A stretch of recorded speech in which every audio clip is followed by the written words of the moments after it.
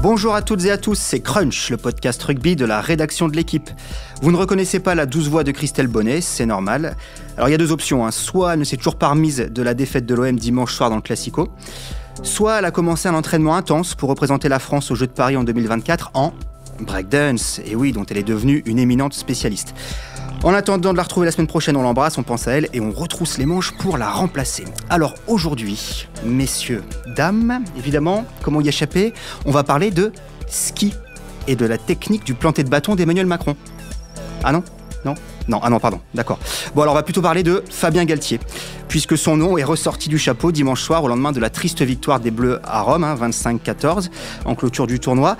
Un peu comme toutes les 3 semaines, me direz-vous, mais on va se demander si cette fois, ce serait pas la bonne. On enfilera ensuite nos blouses blanches pour faire le diagnostic du patient 15 de France. Au sortir de ce tournoi, on va faire un bilan à la fois collectif, individuel, pour voir ce qui s'est passé pour les Bleus dans ce tournoi. Voilà, pour parler de tout cela, je suis entouré de 3 fins limiers de la rubrique rugby de l'équipe. Romain Bergogne, salut Romain. Salut Clément. Maxime Rollin, salut Max. Salut. Et Renaud Bourrel, salut Renaud. Salut Clément. Voilà, vous savez tout, alors c'est parti, flexion liée jeu. Pour commencer, on va débriefer rapidement vos pronos de la semaine dernière. Alors Arnaud était sur un 10-22, honorable. Renaud était sur un 15-30, un poil optimiste. Alex était sur un 20-24, pas trop dégueulasse, mais le plus proche, c'est Laurent, 16-26, voilà, un écart de 10 points. On était à peu près dans les cordes de ce qui s'est passé à Rome. Donc je le disais en introduction, Fabien Galtier. Alors, Fabien Galtier et l'équipe de France, comment dire ? Pour résumer, c'est un peu comme Dylan et Brenda dans un sitcom américain. Tous les ans, Dylan espère emmener Brenda au bal du lycée. Brenda, elle l'aime plutôt bien, Dylan. Il présente bien, il est beau gosse, mais elle lui trouve toujours un truc à redire. C'est pas le bon moment, il paraît que t'as mauvais caractère, et patati, et patata. Bon, alors la première année, qu'est-ce qu'elle fait, Brenda ? Elle va au bal du lycée avec Kevin. La deuxième année, elle va au bal du lycée avec Steven. Forcément, Dylan, il fait un peu la gueule, il finit par mal le prendre, il part se dire que Brenda, il la chopera jamais, quoi. Bon, mais Brenda, elle a été déçue par Kevin, elle a été déçue par Steven, du coup, elle minaude à nouveau, elle tourne autour de Dylan, elle a pas encore complètement cassé avec Steven, Donc bon, forcément, on se pose la question, est-ce que Dylan, il va enfin pécho Brenda ?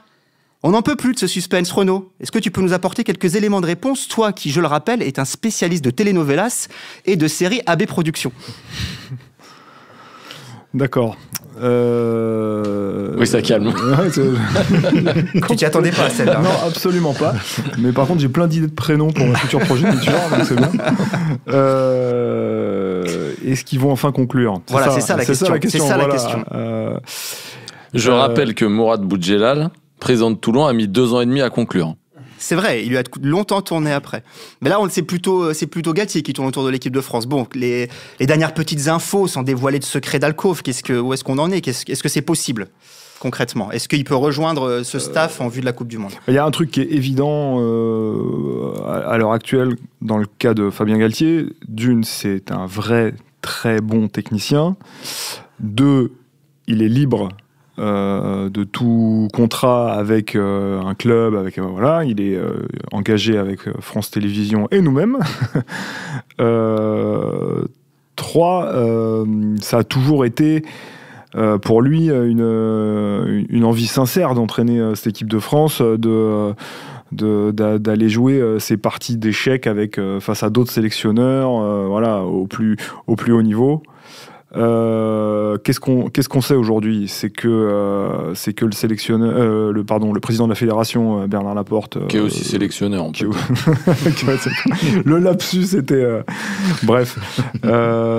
sonde en interne sur l'éventualité d'ajouter la compétence Galtier à un staff déjà en place, déjà pléthorique. Ça c'est quelque chose qu'il faut souligner. Fabien Galtier, chez nos confrères de France Télévisions, a démenti les contacts. Est-ce qu'on est obligé de le croire ? On est obligé, dans le rugby, globalement, on est obligé de croire personne. D'accord. J'ai l'impression qu'il l'a fait à chaque fois, quand même. Exactement. On n'est pas obligé de croire Bernard Laporte non plus, peut-être encore moins. Mais donc. Tu me laisses un suspense insoutenable. Il va la pécho ou pas, Brenda ? C'est une bonne question. Je pense qu'on le saura dans les jours à venir. Voilà, la suite au prochain épisode. D'accord, quel cliffhanger. Max, Galtier, c'est l'homme providentiel selon toi? C'est le sauveur dont tu as besoin le 15 de France? Le sauveur, je sais pas, moi j'ai du mal à croire que...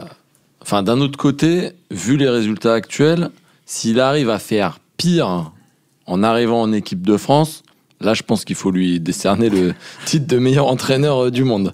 Là c'est clair parce que je vois pas comment c'est possible. Donc forcément, normalement, il devrait apporter quelque chose et à ce que ça se passe mieux en équipe de France. Après, moi, je crois pas au coup de baguette magique. T'es dans les sitcoms et compagnie. À part Joséphine Ange Gardien qui claque des doigts et tout va bien, je pense pas que Fabien Galtier, ça va arriver en équipe de France. Je rappelle quand même que quand il s'est fait éjecter de Toulon, après seulement 1 an, il avait notamment dit que son projet basé notamment sur les courses, le physique, enfin tout un tas de choses bien précises, bien techniques. Les fameux mètres par seconde, cette donnée dont il parle souvent. Tout ce qu'il veut mettre en place avec une équipe, il avait dit que ça prenait pas 1 an, mais 2 ans. Donc là, j'ai du mal à imaginer comment en 3 mois de préparation, il va tout révolutionner. Et il le disait même encore dans une chronique chez nous. Alors il disait qu'il y croyait toujours, qu'il pensait que sur une prépa tout était possible. Peut-être qu'il s'ouvrait une petite porte, sait-on jamais. Mais en tout cas, il disait que nos adversaires avaient énormément d'avance et qu'à moins que nos adversaires arrêtent à ce jour jusqu'au début de la Coupe du Monde de travailler, ce serait quand même compliqué. Donc par rapport à ça, j'ai un peu de mal à y croire. Après, oui, c'est un très bon technicien et je pense qu'il peut amener peut-être ces petits sourires qui manquent peut-être à nos joueurs de l'équipe de France, notamment lors des entraînements, puisque même ses plus grands détracteurs nous ont toujours dit, je pense à Mathieu Blin par exemple, à l'époque du Stade Français, donc ça date, et plus récemment à Jonathan Wisniewski qui l'a connu à Toulon et qui est maintenant à Lyon, ils disent qu'ils ne se sont jamais ennuyés à un entraînement de Fabien Galtier, qu'on apprend toujours quelque chose, que c'est toujours très intéressant. Très intéressant. Donc sur ça, je me dis peut-être qu'il peut redonner un petit peu de vie à certains joueurs, au groupe. Mais après, ce qui peut poser problème et ce qui revient aussi souvent, c'est un petit peu le relationnel. De son caractère, voilà, de son management. Et là, pendant 3 mois non-stop avec une équipe, est-ce que ça risque pas de créer des tensions? On parle souvent des égos. Voilà. Ouais, alors ça, c'est une question parce qu'on a souvent dit de lui que s'il venait en sélection, il aurait l'avantage de ne pas avoir les joueurs au quotidien sous lui. Or, dans le contexte présent, dans le cadre d'une préparation pour une Coupe du Monde, justement, on rejoindrait presque un contexte de club avec les joueurs en permanence pendant 3 mois avec lui. Donc ça, c'est aussi ce qui fait c'est aussi une question. Romain, il a souvent tourné autour. Est-ce que tu penses que c'est le bon moment pour lui là? Est-ce qu'il doit y aller maintenant? Justement, moi, ce qui m'étonne un peu dans ce timing-là, c'est qu'il a souvent postulé en des fins de mandat classiques, changement de sélectionneur après une Coupe du Monde. Et disons qu'on peut l'imaginer en tant que sélectionneur sur un mandat de 4 ans. Là, arriver en tant qu'adjoint maintenant pour préparer ce qui ressemblerait à une espèce de mission commando, essayant de battre l'Argentine au premier match de la Coupe du Monde et pour espérer y survivre.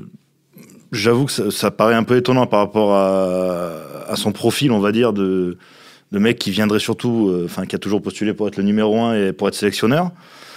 Donc ça veut dire que s'il viendrait, ça veut dire quoi? Qu'il signe pour 6 mois, ou il demanderait des garanties en disant d'accord, mais après le Japon, je reste, parce que bon, si ça a toujours été son objectif, l'équipe de France, ce serait étonnant qu'il reste 6 mois. Donc ça pose des questions. Est-ce que derrière il enchaîne, quoi?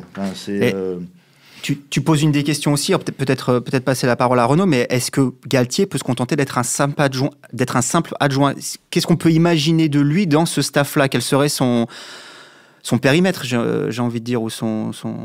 C'est difficile à dire. On l'imagine très vite prendre la place de Jean-Baptiste Elissalde, qui est en charge des 3 quarts. Moi, je ne crois pas que Fabien Galtier vienne dans un rôle aussi restreint que l'entraînement des 3 quarts. Je pense que si Fabien Galtier vient, il s'intercale en le poussant un peu de l'épaule entre Jacques Brunel et le reste du staff. Fabien Galtier, c'est quelqu'un, alors là pour le coup j'ai fait pas mal d'interviews avec lui, notamment une très longue sur sa conception du rugby, sur sa façon de travailler. C'est quelqu'un qui s'inspire beaucoup de l'étranger, qui regarde tout ce qui se fait ailleurs, qui est ouvert sur les nouvelles technologies, sur les nouvelles techniques de préparation physique, qui est quelqu'un d'hyper moderne, qui est en permanence en éveil sur ce que font les meilleurs, qui a aussi un gros réseau d'entraîneurs à l'étranger, par son passé d'entraîneur, mais aussi de grands joueurs. Donc, c'est quelqu'un qui va pouvoir apporter sur le mouvement général, offensif et défensif. C'est pas quelqu'un qui va... Et ensuite, il déléguera sur les ateliers de techniques individuelles, sur des choses plus précises comme la conquête. Et ça, c'est normalement le travail de synthèse de Jacques Brunel. Donc pour toi, le plus gros désaveu, il serait plutôt à chercher, ce serait pas pour Elissalde, mais plutôt pour... Totalement.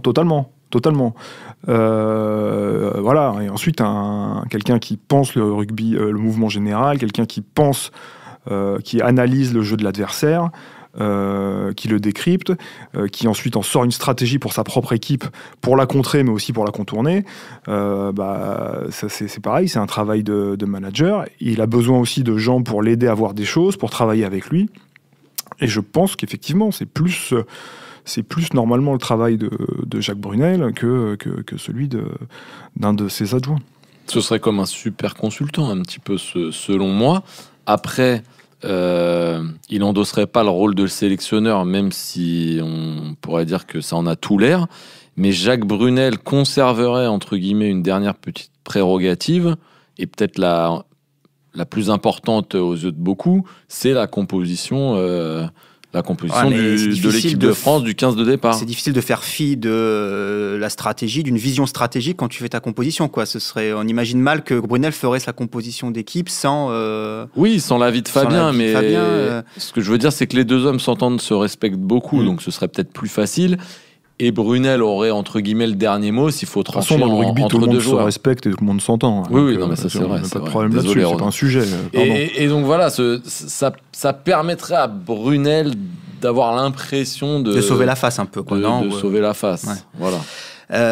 Tu parlais tout à l'heure d'un staff qui est déjà pléthorique. Est-ce qu'il n'y a pas, je pose la question à Romain peut-être, est-ce qu'il n'y a pas un risque quand même en ajoutant cette strate d'apporter de la confusion, de diluer encore un peu plus le message, ou enfin qu'on n'y comprenne plus grand-chose Ce serait à se demander qui serait le patron. Le lapsus de Renaud au début de l'émission le dit. Il y a Benjamin à la porte et Serge Chimon qui ont un certain poids sur cette équipe-là. On a Jacques Brunel, on aurait Fabien Galtier. Ça commencerait à faire beaucoup de gros bonnets, j'ai envie de dire. Il y a un staff derrière. Donc on a Jean-Baptiste Elissalde, Sébastien Bruno, Béderet pour la défense. Enfin, il y a Julien Bonner pour la touche. Enfin, il y a déjà du monde. Donc on rajouterait des couches. Et je sais pas, en se mettant 30 secondes à la place des joueurs, à un moment... qui on écoute, quel message on entend. Qu'est-ce qui ressort de ce tournoi, des joueurs et de ce que des joueurs petit 1 et de ce qu'on observe derrière? Que les joueurs sont perdus sur le terrain, qu'ils n'ont pas de ligne directrice. Certains l'ont fait remonter quand même après l'Angleterre, contre l'Angleterre. On pense à Morgan Parra et Camille Lopez. Exactement. Ils ont fait remonter un sentiment, quoi qu'on en dise. Dans les conférences de presse qui ont suivi cette espèce de psychodrame, ils ont fait remonter un sentiment général. Donc je pense que l'introduction d'un technicien avec une vision claire de ce qu'il veut faire et une analyse pointue des adversaires ne peut que justement rendre un peu plus confortable le travail et la vision du rugby. Tu peux le faire aussi en écartant des membres du staff actuel parce que là, ça va faire du monde. Tu vois, tu peux aussi introduire Fabien Galtier dans le staff et en écarter d'autres. Oui, mais là, ça veut dire que tu le cantonnes à un rôle. Si par exemple tu écartes Jean-Baptiste Elissalde, tu le cantonnes dans un rôle d'entraîneur d'entraîneur des trois quarts. Et comme le disait Renaud, il va prendre entre guillemets la place de sélectionneur, mais Brunel sera toujours au-dessus de lui et tranchera les dernières décisions.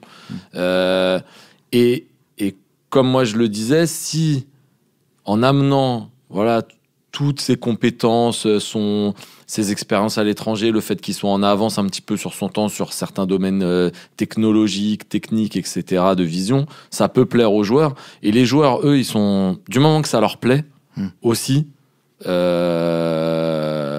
forcément, il aura un petit peu l'adhésion des joueurs. Et après, dans certains staffs étrangers, on vend souvent les staffs étrangers, il y a gavé d'adjoints. Des fois, il y a 10 adjoints et j'ai pas l'impression que ça pose de problème. Non, si le rôle de chacun est bien défini. La question, c'est vraiment la question de son périmètre. Mais c'est aussi la question aussi, c'est à la limite les joueurs, si vraiment... entre guillemets, il leur parle pas au quotidien comme il peut le faire en club et que certains lui reprochent d'être trop cassant, si il s'occupe pas de ça et qu'il laisse ça à la limite à Jacques Brunel, pour moi la grande question c'est comment il va s'intégrer dans ce staff. Parce que on le sait, il y a beaucoup d'ego et peut-être il y a la crainte par rapport aux joueurs et son côté cassant. Moi j'ai plus de crainte par rapport au staff. Jacques Brunel, je pense que ça posera pas de problème parce que lui, il a déjà avalé quelques couleuvres. Mais les autres, c'est la grande interrogation. On sait que quand son nom est sorti après l'Angleterre, la semaine qui a suivi, Jean-Baptiste Elissalde n'était pas forcément au meilleur de sa forme. Oui, c'est aussi un désaveu pour eux, plus autant que pour Brunel. Mais est-ce que c'est pas aussi... pour Laporte et Serge Simon, le manager des équipes de France, une manière d'apporter... j'ai envie de dire, un nom et aussi une sorte d'autorité morale sur ce staff dont on sait que on sait qu'il a été bâti à la va-vite, un peu de bric et de broc quand Novès a été viré, et il manquait peut-être quelqu'un avec un CV qui permet de taper du poing sur la table, non ? Est-ce que Galtier va pas apporter ça aussi en termes d'image, de communication je sais pas parce que j'arrive pas à comprendre comment fonctionne la gouvernance de cette fédération. Il y a qu'à voir l'épisode Guirado qu'on a narré dans nos colonnes, où on demande en catimini à un capitaine de démissionner parce qu'on veut pas l'assumer soi-même. Enfin bon, bref, je pense qu'ils pilotent au doigt mouillé. Je pense qu'ils cherchent des solutions, qu'ils ont une chance, c'est que Galtier, effectivement, il a quelques défauts, mais c'est un technicien compétent, qu'il est dispo et qu'il pourrait résoudre quelques problèmes, au moins de conception du rugby et de stratégie, une mise en place de stratégie, c'est-à-dire une des choses qui a manqué à cette équipe de France sur ce tournoi. En plus après de la structure totale du rugby français. Alors, en revanche, si leur idée c'est de mettre Fabien Galtier parce que c'est un gros CV, un ancien grand joueur, pour de l'image, c'est consternant, quoi. J'espère que c'est pas cette vue-là qu'ils ont à l'esprit. Bon, très bien, merci messieurs, on verra ça dans les prochaines heures, peut-être, les prochains jours. C'est une série, un sitcom qui va nous tenir en haleine peut-être pendant encore un petit moment. Passons au bilan du tournoi maintenant. Alors je cite Jacques Brunel, ce tournoi est une déception, je ne vais rien vous apprendre ou inventer. Il a déclaré ça après la purge de Rome, donc visiblement il avait oublié sa langue de bois à Dublin, puisque dans un même élan de lucidité très surprenant, il a ajouté ensuite « On a été trop inconstant, quelquefois pas bon, mauvais ». Wow. Donc bon, il n'est pas complètement guéri non plus des éléments de langage, parce qu'on a encore eu droit au fameux « on a montré du caractère », mais disons que le sélectionneur a semblé dresser enfin un constat à peu près lucide de la situation. Au niveau collectif, d'abord, Romain, est-ce que tu dirais que l'équipe de France, elle a stagné ? Bon, je te propose même pas l'option progresser. Tu dirais qu'elle a stagné ou régressé pendant ce tournoi ? Pour moi, elle a clairement régressé. Le match de l'Italie symbolise tout, c'est-à-dire que c'est un match où on peut se dire on va quand même peut-être prendre les choses en main dans le jeu, on va essayer de proposer quelque chose, et en fait, hors action des 3 essais, et peut-être celle du drop de Ntamak, c'est le néant. Donc, rappelons qu'on a été copieusement dominé. Dominé, occupé, en Italie, face à une Italie moyenne, ce qui pour moi veut tout dire. Donc, qu'on subisse en Irlande et en Angleterre, d'accord, qu'on subisse en Italie, et surtout qu'on propose rien offensivement, sauf geste de classe de Romain Ntamak, qui heureusement était là. on est dans un espèce de néant, je trouve, autant l'année dernière, on sort du tournoi en se disant, bon, on a au moins un socle un peu défensif, un truc qui se construit, sur lequel au moins on peut essayer de construire là-dessus. Voilà, on se dit au moins, on a un socle défensif pas trop mal. Mais un an plus tard, ce match-là à Rome, pour moi, c'est un désastre, quoi. C'est-à-dire qu'on gagne miraculeusement parce que Damien Penaud a un geste salvateur près de son embut, mais sinon, on doit le perdre. Même les Italiens se demandaient comment ils l'avaient perdu. Donc, niveau collectif, que ce soit défensif, on peut en reparler, mais offensivement, dans le fait de prendre les choses en main et de proposer des choses, pour moi, on n'y est pas du tout, quoi. On perd des ballons, même en conquête directe, on fait un nombre de fautes incalculable, donc on pose pas notre jeu, donc même contre l'Italie. Donc pour moi, ça dit tout. Max, tu partages ce constat? Partage ce constat. J'ai l'impression que Romain a tout dit. C'est vrai que quand tu vois le match contre l'Italie, pour moi, c'est comme une défaite, quoi, parce que tu joues contre... ils n'ont pas de buteur, ils ont un essai qui est sauvé grâce à un poteau, un autre essai qui est sauvé miraculeusement par Damien Penaud. Enfin, pour moi, ce match-là, il est clairement perdu. Donc, c'est une régression terrible. Et ce qui m'interpelle presque le plus, c'est que la question que je me pose, c'est comment on a fait pour faire cette mi-temps-là contre le Pays de Galles. Rappelons, ce tournoi avait commencé par une mi-temps incroyable super contre le Pays de Galles. Première mi-temps, 16-0, et après on perd. Alors, est-ce que c'est justement le fait de perdre qui nous a flingués et du coup a plombé notre tournoi? Et c'est ce qui rend presque dingue avec cette équipe, c'est que tu te dis toujours qu'il va se passer un truc, que ça va revenir, et au final, non. Mais il y a cette... Voilà, j'ai du mal à m'expliquer comment on a pu faire cette super première mi-temps. Mais après, c'est que de la régression, quoi. Tu prends une valise contre l'Angleterre, une valise contre l'Irlande, et contre l'Écosse, bon, tu gagnes, mais c'est une Écosse bis, et il s'est rien passé. C'était pas l'Écosse de Twickenham le week-end dernier. Et en plus, c'est une régression, et on n'a toujours pas de ligne directrice. C'est-à-dire que ça y est, voilà, donc on est à 5 mois de la Coupe du Monde, il restera 3 matchs amicaux. Qui, dans cette équipe, a une place de titulaire? Est-ce qu'on a une colonne vertébrale? On n'a rien, en fait.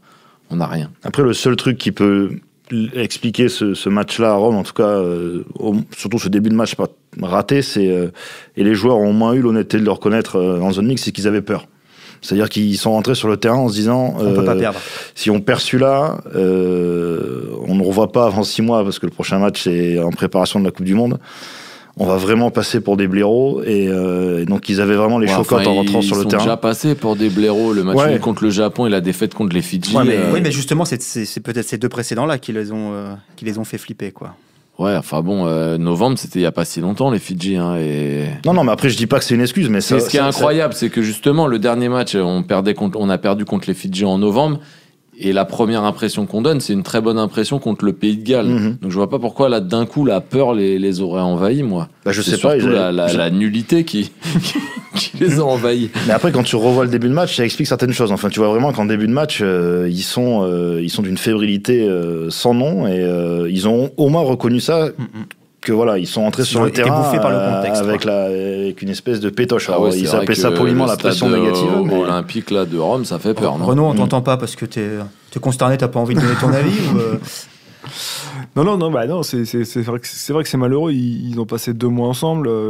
C'est quand même une équipe de France qui a des moyens pour se préparer sans précédent. Le sélectionneur décide de qui rentre en club pour jouer, pour reprendre un peu de rythme, qui reste à l'herbage. Il bénéficie de 10 jours avant le premier match pour lancer, et sur le terrain la progression elle est négative, quoi, puisqu'on est carrément sur une régression. Rappelons l'adage de notre collègue Henri Bru qui disait que plus l'équipe de France passe de temps ensemble, plus elle est mauvaise. C'est à peu près ça. Et voilà, et l'équipe de France en Coupe du Monde, ça va commencer par une phase de poule qui sera 4 matchs d'affilée, dont 2 contre le Tonga et les États-Unis qui s'enchaîneront à 4 jours d'affilée. Donc ça donne un peu le vertige si rien n'est fait, effectivement. Alors on peut se rassurer un tout petit peu en passant à un bilan individuel, parce que ce tournoi, on l'a beaucoup dit, a été marqué par l'éclosion de certains jeunes. Quels sont pour chacun vos top flops au niveau des joueurs, Max ? Quel joueur tu... C'est bien, j'ai le privilège de commencer. Ouais. Quel joueur t'a intéressé, quel joueur t'a marqué ? Moi, je vais parler de Romain Ntamak. C'est vrai qu'on l'attendait pas forcément à ce moment-là. D'abord, on l'attendait pas forcément à ce poste-là. À ce moment-là, bon, faut rappeler qu'il a quand même démarré au centre, et puis qu'après il est passé à l'ouverture. Mais finalement, il a été fidèle à lui-même, c'est-à-dire qu'on préparé. On a eu l'impression que la pression n'a pas eu d'emprise sur lui. Il a fait ce qu'il avait à faire. Sur les points sur lesquels on l'attendait, notamment défensivement, il a répondu présent. Donc voilà, on peut que être satisfait de ce. Alors après voilà, faut pas non plus s'enflammer de se dire ça y est, on a notre numéro 10 pour les 10 prochaines années.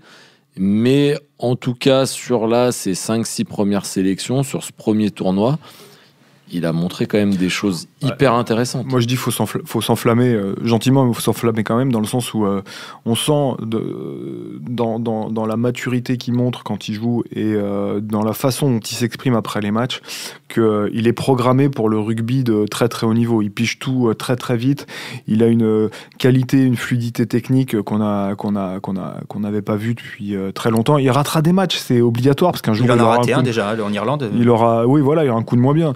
Et puis en Irlande, bon, tout le monde explose tellement comment un 10 peut exister dans ce contexte-là. Dan Carter à sa place ce jour-là. Dan Carter en forme, pardon. À sa place ce jour-là, il fait pas mieux. Donc moi je pense qu'il faut s'enflammer, faut l'installer, faut lui laisser rater des matchs quand il en rate. Et puis parce que vraiment il a pour le moment il a tout montré, et dans un contexte franchement dégueulasse. Non mais justement, j'ai pas employé j'ai justement dit qu'il fallait pas s'enflammer, parce que c'est un petit peu nous notre problème. C'est trop s'enflammer, d'en attendre trop d'un mec. Là, il fait ce qu'il faut et c'est bien. Mais cher Max, c'est votre problème, c'est pas moi, c'est pas le mien. Romain, tu suis l'équipe de France depuis tellement longtemps que t'es obligé de t'enflammer. Moi, ça fait un peu moins, donc du coup, j'essaye de rester sur terre. T'as un top différent ou Non, j'aurais dit Romain Ntamak aussi spontanément, mais après on peut peut-être allez, un deuxième, allez. On peut peut-être citer, je sais pas, moi j'aime bien Félix Lambé par exemple, mais bon, après il a quand même il a une marge de progression qui est grande, mais bon, disons qu'il a apporté. C'est un peu, disons que sur son gabarit, il a rassuré en montrant que défensivement, bon, il mettra jamais de plaquage offensif, mais bon, en Irlande, il a fait une bonne séquence de plaquage et il s'en est pas trop mal sorti. Donc voilà, il fait partie des bons plaquages à l'ancienne, là, aux chevilles, là, voilà, la cisaille. C'est un super joueur de rugby, et l'équipe de France a très peu eu le ballon sur. Donc on l'a pas vu dans son meilleur registre. Exactement, mais on l'a vu faire quelques gestes de classe. Je me souviens d'une Chistera après contact pour l'Oreille contre l'Écosse, qui dit quelque chose de sa qualité de joueur. Mais c'est vrai que c'est un joueur qui serait certainement plus à l'aise dans une équipe qui a la possession, quoi. Voilà, mais en tout cas, il a les mains sur en touche. Les 2 premiers rassemblements, il avait fait des fins de match en fin de tournée. Là, il a gagné sa place et il a bien défendu. Donc, à mon avis, on va le revoir. Donc, c'est bien, parce que dans son profil-là, du coup, on passera au flop après, mais du coup, il a pris la place de Villemc et... Vas-y, enchaîne. C'est bon, enchaîne. Tu peux enchaîner avec Villemc pour le flop. Alors attends, le top de Renaud d'abord, parce que Renaud Rage, je boude. Tu boudes. Non, je pensais que tu étais sur la lancée de Max sur Ntamak, mais vas-y. Non, moi c'est un top en forme de petit mea culpa, parce que j'hallucinais qu'on puisse retenir, malgré son potentiel, un joueur de Pro D2 en équipe de France. Et alors lui, pour le coup, la progression qu'il a montré, Demba Bamba, sur tout le tournoi, pour devenir un titulaire qui aujourd'hui, selon moi, fait pas l'ombre d'un doute pour la Coupe du Monde. Je touche du bois pour lui, qu'il lui a Franchement, c'est bluffant. Il faut qu'il dépoussière, il faut qu'il gagne un peu en autonomie, mais il a tenu 80 minutes, contre les Italiens. Il faut qu'il dépoussière ses copies d'un peu d'indiscipline. Mais sincèrement, à son âge, en évoluant qu'en Pro D2, ce qu'il a réussi à montrer sur ce tournoi-là, c'est très prometteur. Ouais. Allez, on passe au flop rapidement. Donc Romain, on a compris. Paul Villemc. T'as pas convaincu le Sud-Africain d'origine. Le truc, c'est que comme il paye la comparaison avec Félix Lambé, du coup, en termes de mobilité, de fluidité, tout ça, on garde Lambé et on est obligé d'écarter Villemc. Je sais pas si on l'a pris trop tard en équipe de France, ce garçon, mais c'était pas le meilleur moment pour lui, visiblement. Ouais, voilà.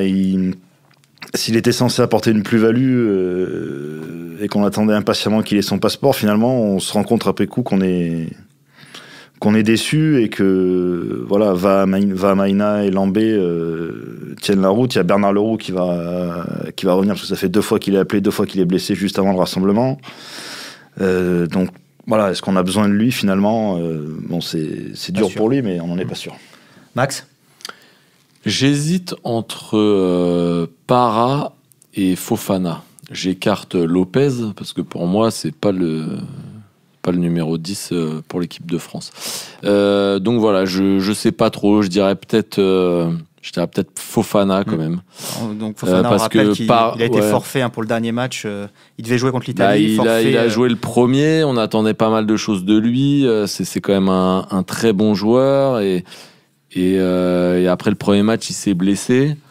Il a pas joué les suivants, il était dans le groupe, mais on savait pas trop si c'était un choix, pas un choix. Et au final, le dernier, il est à nouveau titulaire et il se blesse la veille lors de la mise en place. Donc moi je trouve que c'est un flop parce que. Et on sait qu'en plus c'est une question pour le staff, la fiabilité. Voilà, tu peux physique, te dire, c'est plus un flop. Est-ce qu'on peut compter sur lui? C'est vraiment la question. Je parle pas de talent ou quoi que ce soit. C'est plus sur son physique. C'est malheureux, mais du coup ça en dit un flop parce que tu sais pas si tu peux compter sur lui. Alors que Para c'est un peu différent. Il était plus attendu comme le Messi par Jacques Brunel. Et au final, on s'est rendu compte que il y avait pas de Messi, quoi. Mais Renaud? Moi, c'est un flop au sélectionneur, pour l'ensemble de l'œuvre de ce tournoi. On entend tout le temps, on a besoin de joueurs de caractère. Dès qu'il y a des joueurs de caractère et qui s'expriment un peu trop, ça dégage. On parle de stabilité, d'essayer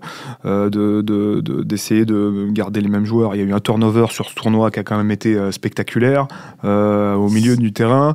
Je vous rappelle que si Wesley Fofana, et moi je partage pas le flop, mais la tristesse qu'il n'arrive pas à s'imposer sur la durée, parce que c'est un vrai très bon joueur de rugby, à mon sens. Donc c'est dommage, mais donc la paire Bastaro-Fofana était selon le sélectionneur inassociable. En équipe de France, ça avait jamais, en début de tournoi, elle aurait dû jouer en Italie. J'en passe et d'autres. Donc voilà, c'est l'organisation d'une équipe de rugby, elle est pyramidale, et quand en haut on sait pas où on va, on peut pas demander à ceux qui sont en dessous de marcher droit. Voilà. Après, tu te demandes si Jacques Brunel est encore vraiment sélectionneur, finalement. C'est non, la mais question qu'on pourrait se poser.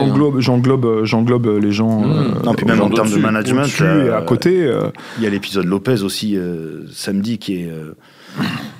On se demande si c'est fait exprès pour le détruire en lui disant bon, écoute, on dit aux médias qu'on t'a pas sanctionné parce que t'as dit à Twickenham, on te remet sur le banc, donc comme ça on peut dire à tout le monde qu'on t'a fait jouer et on te fait rentrer 4 secondes à la fin.